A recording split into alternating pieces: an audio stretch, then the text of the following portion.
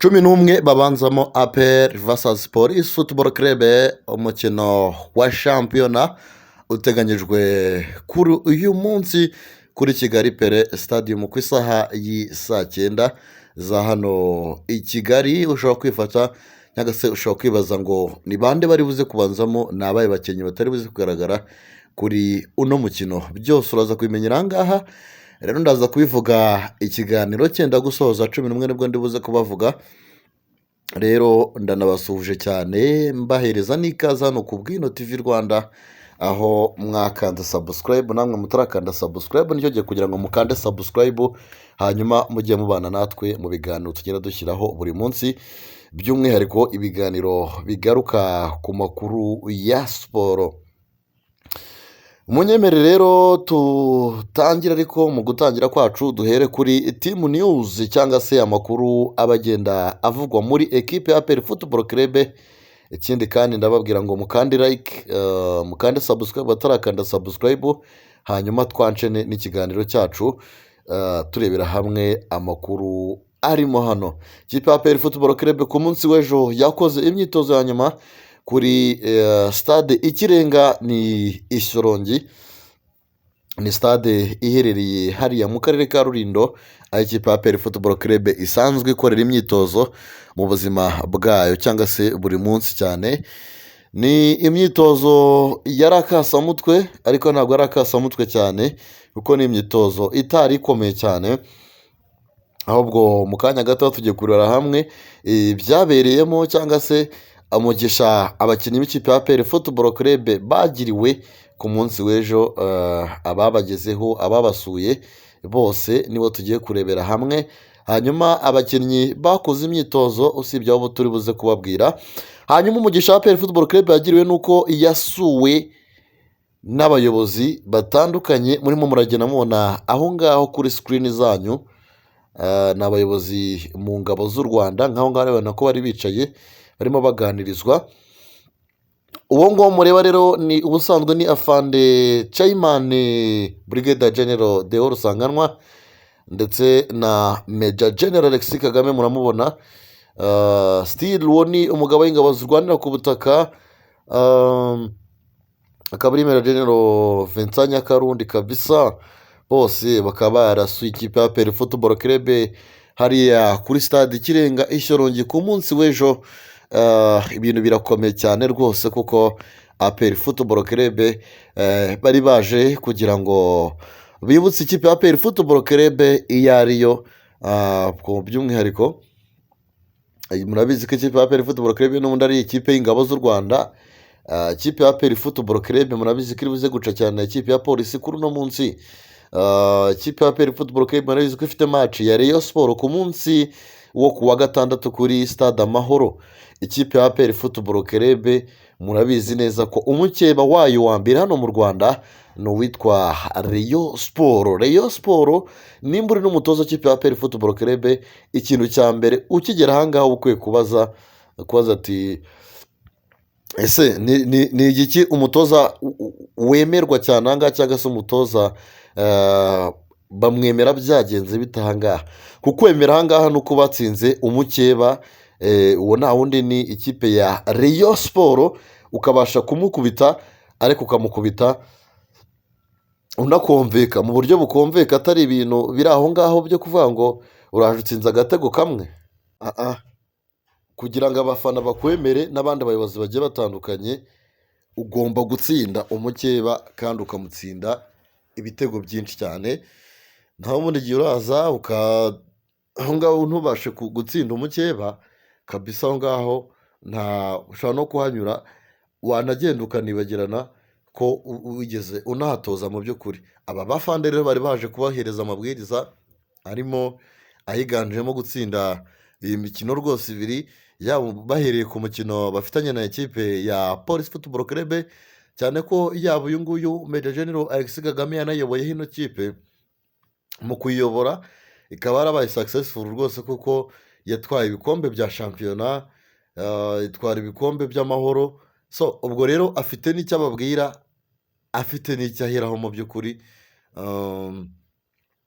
Aba bakinnyi byose baba babihawe amapurime, eh, imishahara baba bayiherewe ku gihe, rero nta kindi kintu baba basabwa usibye gukora akazi kabo neza, bakagakora uko gakwiriye, naho ibintu byo kuza ukavuga ngo utakaje amanota kuri aya makipe mato matoya, ntabwo aba ari ibintu bikomeye cyane. Andi n'amakuru nanakabuse muri APR Football Club ni uko bishoboka ko abayobozi bamaze kuba babona uko umwataka akenewe mu kwezi kwa mbere, bashobora kujya ku isoko bakareba buryo ki babona umwataka, nubwo mu kwezi kwa mbere isoko ryo mu kwezi kwa mbere biba bigoranye cyane kuko abakinnyi benshi baba bagifite amasezerano, ariko byibuze muri sama usanga abakinnyi benshi cyane basa nkaho baba basoje amasezerano, ariko ikipe ya APR Football Club dukurikije ubushobozi bwayo ifite, ntabwo nkeka ko umukinnyi ku kijyanye n'amasezerano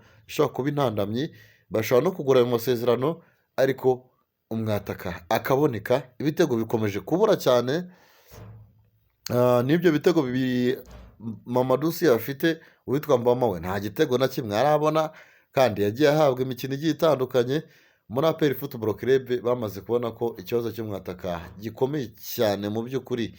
Ngo APR igomba guhera kuri polisi kugira ngo bihereze motivasiyo yo kuba yakisasira umukeba ku munsi wo kuwa gatandatu muri stade Amahoro, kuko gutsindwa ino kipe ya polisi ino kipe ya polisi rwose bishobora guhita byangiza abakinnyi mu mutwe, ugasanga birabafekise bikomeye cyane kuri match izakurikiraho.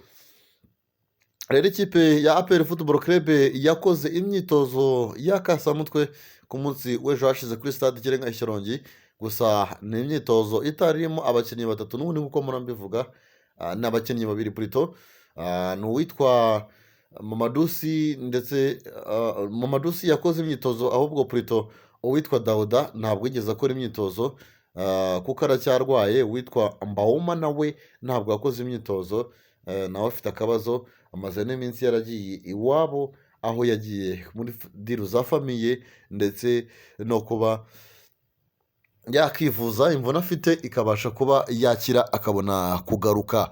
Amakuru natohoje cyangwa se amakuru mfite neza cyane ku witwa Richmond Ramptey ndetse n'uwitwa Dauda Yasifu. Impamvu rwose uwitwa cyane cyane uwitwa Richmond Ramptey, impamvu atarimo akinishwa muri ino minsi, amakuru nakabuse kuko ameze neza cyane.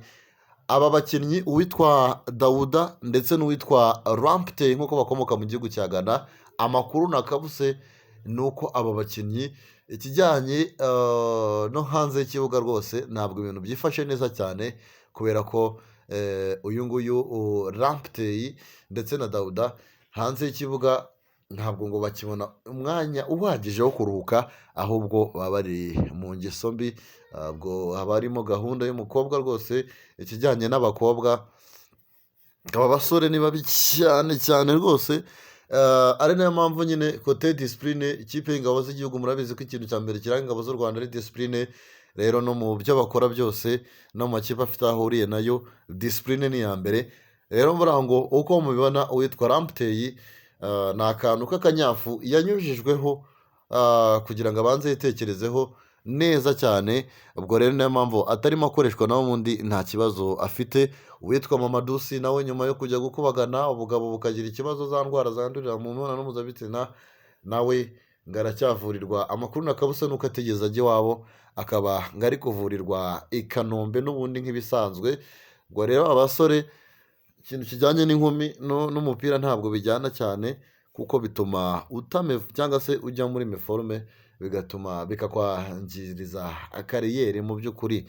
Ubwo rero ni ibyo ngibyo, ni aya makuru yavugwaga, ariko turizera tudashidikanya ko ni aka kantu nyine k'akanyafu babanyujijeho kuri match y'ikipe ya Rayon Sport bagomba kuba bahabaye. Ariko amahirwe menshi cyane ahari, inkuru itari nziza cyane ni uko uwitwa Dauda Yasifu ashobora kutagaragara kuri match y'ikipe ya Rayon Sport.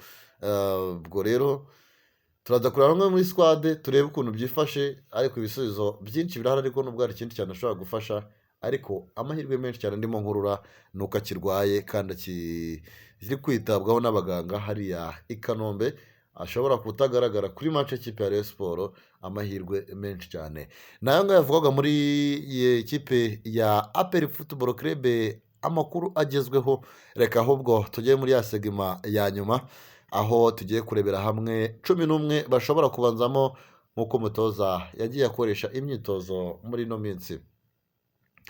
Abashobora kubanzamo rero mu izamu ni uwitwa Pavel Nzira.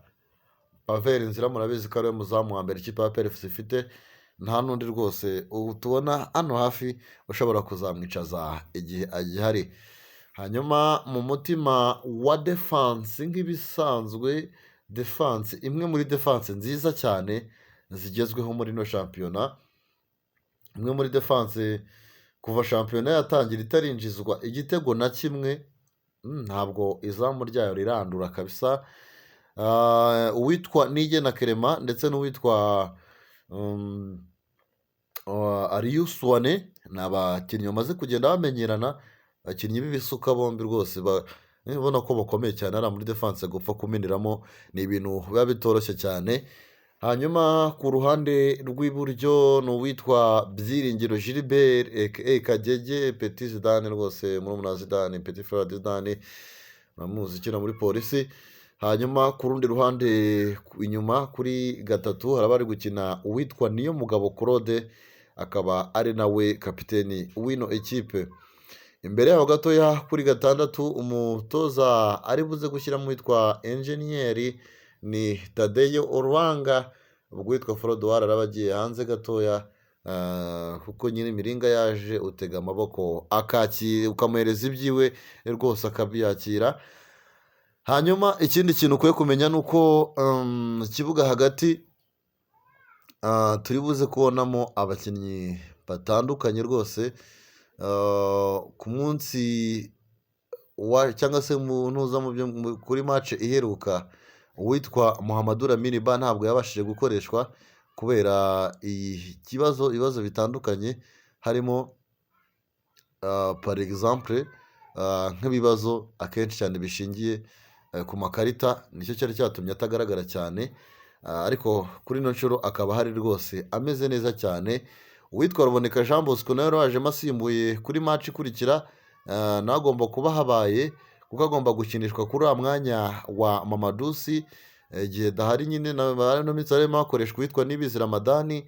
Ubwo rero Ruboneka agomba kuza agafata uno mwanya akareba ko yaba awukabye, mu gihe uwitwa n'ubundi ariho yari asanzwe n'ubundi anakina ku bwa Thierry Forge, agomba gusigariraho neza rero mugenzi we witwa Mamadusi mu gihe adahari. Hanyuma uruhande rumwe twaribonye ko uno mutoza arimo aragenda akoresha cyane uwitwa Muzungu ndetse n'uwitwa ku rundi ruhande kuri 11 ndetse n'uwitwa Mugisha Gilbert aka Barafinda. Ariko kuri match iheruka twabonye rwose uwitwa Chidiebere azamo acenga abantu n'ibyatsi rwose, abana barisha ibyatsi hariya, avuga tuti babakinnyi batubwira ngo ni ibikenyeri, babakinnyi batubwira ngo nta kirimo, bari hasi cyane, kumbona barimo bagacenga n'ibyatsi. Aho ngaho si byaba ari ikibazo cy'umutoza utabakoresha ngo turebe ubushobozi bwabo. Ariko ubu ngubu ntabwo umukinnyi match imwe munani ugomba guhita umukuramo.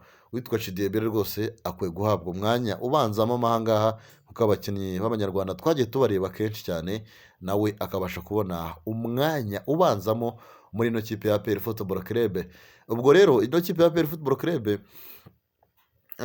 imbere yaho gatoya kuri atake hagomba gukina uwitwa Mamadusi, murareba aho ngaho rwose umeze neza cyane. Mamadusi nawe ntabwo aheruka igitego, ariyo mpamvu navuze ati kote offensive rwose APR FC ikeneyemo izindi ngufu, kubera ko Mamadusi kugeza ubu afite ibitego 2 mu gihe uwa mbere kuri ubu ngubu ageze mu bitego 6. uri kumva ko nyine kuri atake ni ibibazo bikomeye cyane. Aya niyo mpamvu ugenda ubona ikipe ya APR Football Club ikintu kijyanye no kubona ibitego rwose byagoranye cyane, biragorana kubona igitego, ni ikintu gikomeye. Niyo banatsinze batsinda igitego kimwe nta sekirite gitanga anytime, no ku munota wa nyuma bashobora kuba bakikwishyura, ariko byibuze utsinze ibitego nka 2 hari akantu ka sekirite kaba karimo nubwo nabyo babyishyura, ariko byibuze no mu kintu cya mbere uwitwa Cayimani yarabibonye rwose ko nta APR ifite ikibazo kuri atake, aranatangaza aravuga ati mukwiye kongera ibitego, ntabwo igitego kimwe aricyo dushaka, twebwe turashaka ibitego byinshi cyane mu by'ukuri. Ubwo rero n'aya makuru avuga muri APR Football Club, mbabwire ngo mukande subscribe, abatarakanda subscribe, hanyuma mukande na like, amakomanteri hasi muyatange, hanyuma tujye twibana mu biganiro tugenda dushyira buri munsi. Ni Bwino TV Rwanda, bye bye, mukomeze kugira ibihe byiza cyane.